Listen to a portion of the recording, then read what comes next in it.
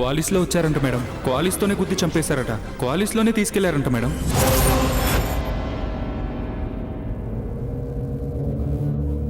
Function ఎక్కడ కాదు, అవతలా.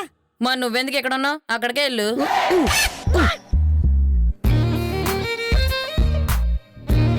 అమ్ముడు, నాకెందుకో ఈ ఫంక్షన్ బలవంతంగా చేస్తున్నారనిపిస్తుందే.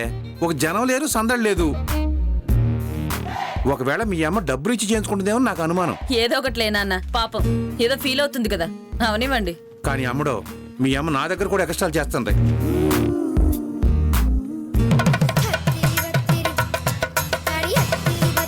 అదిగో చూడు,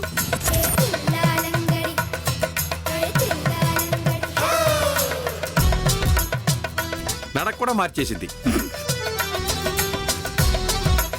క్యాట్ వాక్ లాగా నడుస్తుంది అమ్ముడు.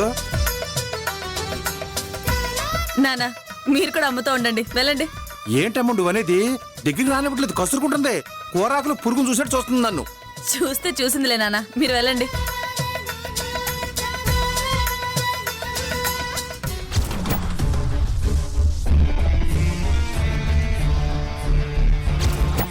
అక్కడైపోయింది, మళ్ళీ ఇక్కడికొస్తుంది. ఇక్కడేం దొరుకుతుంది? బూడిద. ఆ గది గురించి మర్చిపోయావా? అవును కదూ. ఎలాగయ్యా? ఇప్పుడు ఆ గదిలోకి వెళ్తే మనం కూడా బావతో పాటు జైల్లోనే గడపాల్సి వస్తుంది. ఆయనంటే ఉన్న మహారాజు. జైలు గదుల్లో అన్ని సౌకర్యాలున్నాయి, మనకవన్నీ ఉండవు. తీసుకెళ్లి చీకటి గదిలో పడేస్తారు. ఛా! ఏంటా అపశకునం మాటలు? నువ్వేం భయపడకు రాజీ, నేను ఆల్రెడీ గదికి తాళం వేసేశాను.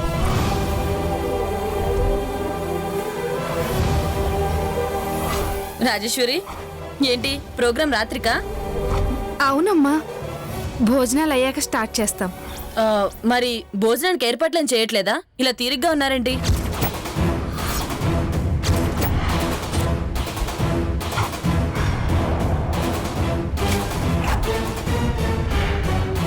చేస్తామమ్మా, చెప్పాను కదమ్మా, ఇద్దరికీ మోకాళ్ళ నొప్పులని. కూర్చుంటే లేవలేము, లేస్తే కూర్చోలేము. అందుకేనమ్మా నెమ్మదిగా ఒక్కొక్క పని చేసుకుంటూ వెళ్తున్నావు. అయ్యో అవునా? మరి హాస్పిటల్కి వెళ్ళి చూపించుకోలేకపోయారా? ఈ పని అయ్యాక వెళ్ళి చూయించుకుంటామమ్మా. నాతో పాటు మీ ఇద్దరిని నేను తీసుకెళ్తాలేండి.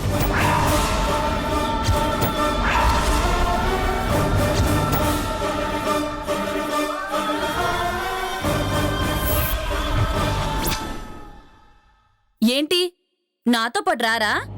అప్పుడు దాకా నువ్వు బతికుండాలిగా. అయ్యో ఎంత మాటమ్మా, మీతో పాటు మేమెందుకు రాం? తప్పకుండా వస్తామమ్మా. గుడ్, ఫంక్షన్ అయ్యాక తప్పకుండా వెళ్దాం. అలాగేనమ్మా. హలో, చెప్పు. రేపు ఉదయం వచ్చేస్తాను. No mister Rayudu.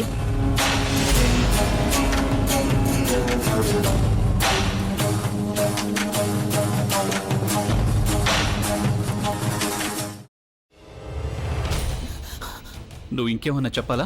ఇంకేమన్నా అబద్ధం చెప్పాలనుకుంటే చెప్పేయి. నేను చూడాలనుకుంటున్నాను నన్ను మోసం చేయడానికి నువ్వు ఎంత నీచానికి దిగజారగలవు అని. ఎందుకు ఆలియా, ఎందుకు నువ్వు ఇలా చేసావు? నీకు తెలుసు కదా, నానమ్మ తర్వాత నీ ఒక్కదానిని కదా నేను పూర్తిగా నమ్మేది. ఏమన్నావు నువ్వు? ఈ మధ్య అన్నిటినీ మర్చిపోతున్నావా? అది చాలు. వాటిలో ఉన్న శక్తి విషయాన్ని గ్రహించి మనకు వివరిస్తాయి.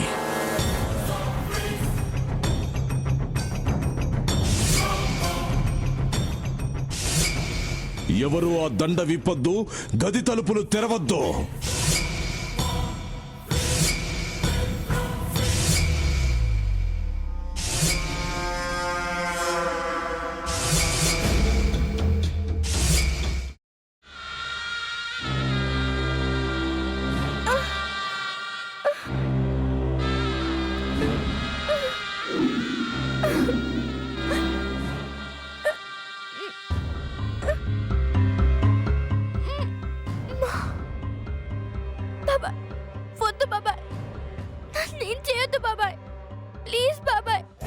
నీకు నిజం తెలిసినప్పుడే నా ఆలోచనలో నువ్వు చచ్చిపోయావు. అబ్బా ప్లీజ్ కొంచెం తినండి ప్లీజ్. భీమారావు గారు మీరా? ఇగో మీరా కాదు సక్కుబాయ్. అవును, మీ పనామే లేచిపోయిందని చెప్పి కంప్లైంట్ ఇచ్చినావు కదా. రేయ్, ఆయన కంప్లైంట్ ఇచ్చింది లేచిపోయిందని కాదు, కనిపించడం లేదు అని. అచ్చా, అట్లానా? సరే మేడం. ఇడియట్. ఆ వంట మనిషి పేరేంటన్నారు? రత్తాలు మేడం. ఏం పెద్ద మంచి, నీ వంట మంచిని కూడా మేడం అని పిలుస్తావా?